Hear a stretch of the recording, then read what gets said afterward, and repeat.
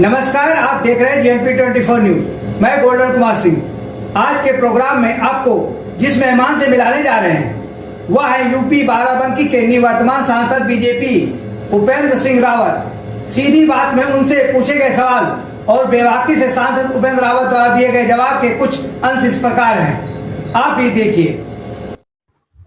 हमारे साथ आज के मेहमान है निवर्तमान भाजपा बाराबंकी सांसद उपेंद्र सिंह रावत जी। उपेंद्र सिंह रावत जी से सीधा सवाल में उपेंद्र सिंह रावत जी, सबसे पहले आपका JNP 24 न्यूज पे स्वागत है। धन्यवाद। उपेंद्र रावत जी, सबसे पहले तो आपके कार्यकाल में जो कार्य किया गया था, मेहनत की गई थी, उसमें आज वर्तमान में बाराबंकी को जो बजट मिला है, जो ओवरब्रिज का, ये बहुत ही बंकी वालों के लिए बहुत ही बड़ा सौगात मिला है। इसको लेकर आप क्या कहना चाह रहे हैं? देखिए, ये जो बंकी और बाराबंकी को जोड़ने के लिए रेलवे का ओवरब्रिज जो पास हुआ है, इसकी लिए मांग कई सालों से चल रही थी। 20 साल से इसकी डिमांड चल रही थी। कई लोगों ने इसके लिए प्रयास किया, लेकिन पहले के जितने भी प्रयास थे वो सब निष्फल हुए थे।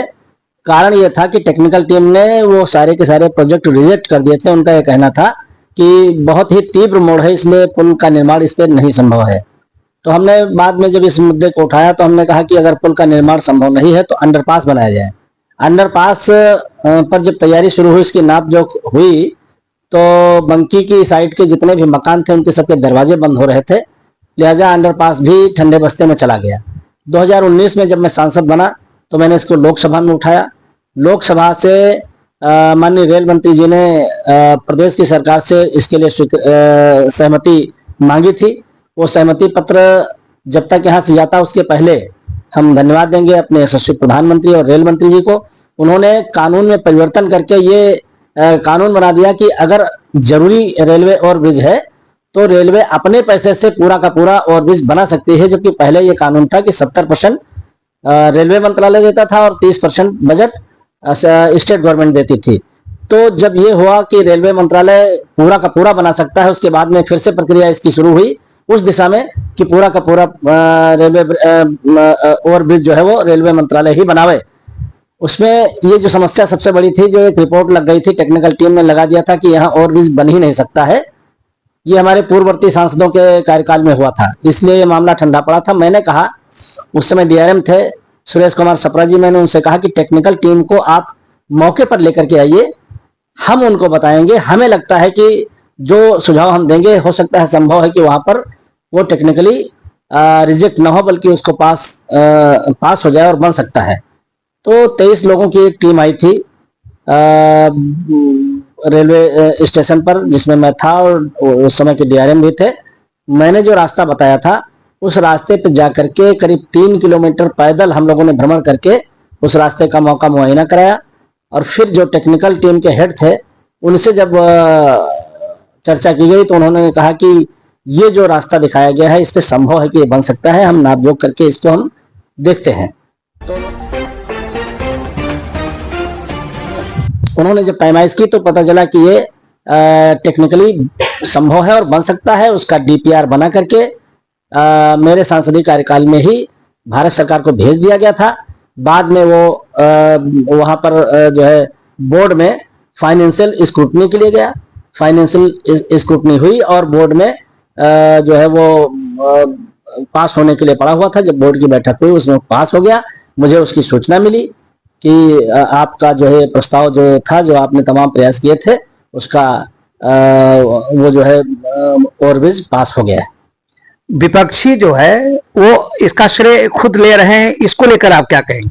अरे, विपक्षियों के श्रेय लेने की बात, भाई हमको देखो, कांग्रेसियों की बात ना करो। वो तो जो अभी जो जम्मू कश्मीर में ओवरब्रिज बना है, जो दुनिया का सबसे ऊंचा ओवरब्रिज है, अगर कांग्रेसियों की चले तो उसका भी श्रेय वो ले ले। जब मैं बता रहा हूं कि मैंने 2019 से कब मैंने किया, और सोशल मीडिया पे जो मैंने डाला है, डेट वार मैंने उसकी पोस्टर डाली है कि कब क्या चीज हुई है, कब इसका सर्वे हुआ है और कब मौका मुआयना हुआ है, कब DPR बनी है और कब ये फाइनेंशियल स्क्रूटनी में गया है। डेट वार मैं बता रहा हूं। तो इस पे कोई ऐसे ही फर्जी में अपने आप को कहने लगे कि वो श्रेय, हम कहते हैं कि उस काम करिए, श्रेय लीजिए, अच्छी बात है। दूसरे के किए हुए काम को श्रेय लेने की आदत जो है न मुझे है और न मैं इसको बहुत ज्यादा पसंद करता हूँ। ऑपरेशन सिंदूर जो भाजपा का एक सफल है, उसको लेकर आप क्या कहेंगे?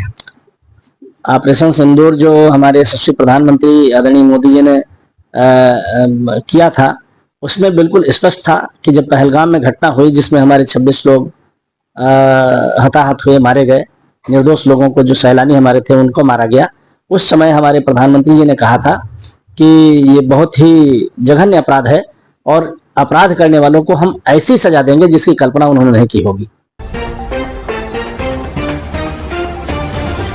सांसद जी, कहीं ना कहीं आप जनपद बाराबंकी के सांसद नहीं है, तो कहीं ना कहीं विकास से जो बाराबंकी की थी, चूंकि भाजपा की सरकार है प्रदेश में और केंद्र में, और इस समय वर्तमान में आप सांसद ने, कहीं ना कहीं ऐसा लगता है कि बाराबंकी की जनता को वो चीज नहीं मिल रहा है जो मिलना चाहिए था। इसको लेकर क्या कहेंगे? देखिए, सरकार की जितनी भी योजनाएं हैं वो समान रूप से हर जगह लागू होती है, लेकिन प्रयास जो है वो थोड़ा अलग चीज है।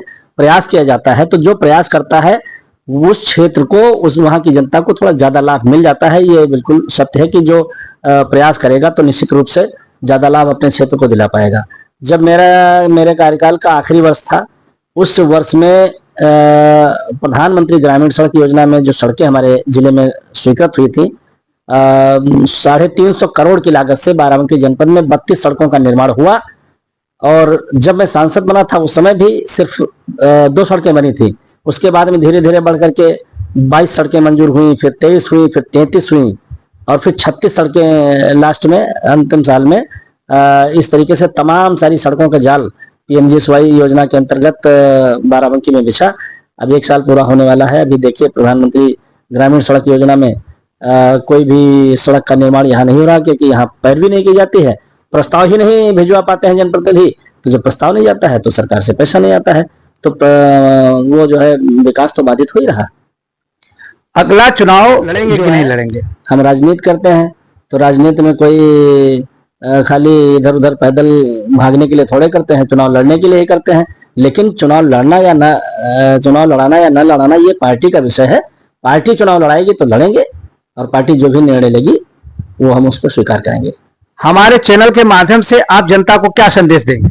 जनता को हम ये संदेश देना चाह रहे हैं कि मोदी सरकार के 11 साल जो पूरे हुए हैं, उन 11 सालों में सेवा, सुशासन और गरीब कल्याण के लिए जितने भी काम हैं, अगर उनको गिनाया जाए तो बहुत टाइम लगेगा। लेकिन संक्षेप में मैं बताना चाहता हूं कि 80 करोड़ लोगों को मुफ्त राशन की व्यवस्था मोदी सरकार ने किया।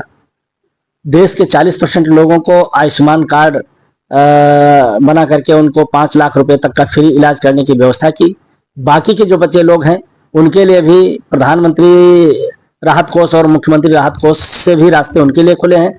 अगर उनके लिए कोई इलाज की आवश्यकता है, एस्टीमेट बनवावें और वो सीधे मुख्यमंत्री जी को, प्रधानमंत्री जी को चिट्ठी लिखें या जनप्रतिनिधियों से चिट्ठी लिखावें, उनको भी पैसा मिलेगा। जिनके पास आयुष्मान कार्ड नहीं है, 5 लाख रुपए तक का निःशुल्क इलाज साल भर में हर व्यक्ति के लिए ये जो रास्ता खोला है, ये दुनिया में किसी भी देश में नहीं है। सिर्फ अकेला भारतवर्ष इकलौता देश है जहां इस तरीके की व्यवस्था है कि हर व्यक्ति का 5 लाख रुपए तक का इलाज फ्री। इस तरीके के जो जन कल्याणकारी काम किए गए हैं, चाहे वो किसान सम्मान निधि के रूप में साल भर में 6,000 रुपए हर किसान को देने की बात हो, जिसमें साल भर में 82,000 करोड़ रुपया किसानों के खाते में जाता है।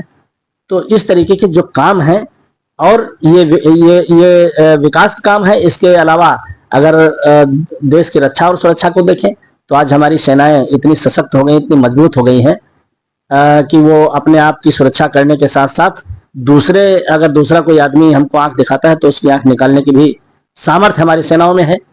इस पर हमारे प्रधानमंत्री जी ने बहुत काम किया है। हम देश की जनता से यही अपील करेंगे कि देश ये सुरक्षित अगर है और 2047 तक विकसित राष्ट्र बनने की दिशा में अग्रसर अगर है तो ये सिर्फ मोदी जी के हाथों में संभव है, भारतीय जनता पार्टी के नेतृत्व में संभव है। इसलिए मैं पूरे देश की जनता से अपील करना चाहता हूं कि जिस तरीके से आपने तीसरी बार प्रधानमंत्री जी को फिर से मौका दिया है, आगे आने वाले समय में 2047 तक भारतीय जनता पार्टी को मौका देंगे तो ये देश दुनिया की सबसे बड़ी ताकत बन करके तैयार होगा। देश दुनिया में नंबर 1 पे पहुंचेगा, ऐसा मेरा विश्वास है। प्रोग्राम में बस इतना ही। अगली बार फिर किसी ऐसी ही शख्सियत के साथ पुनः हाजिर होंगे। तब तक के लिए हमें इजाजत दें। नमस्कार।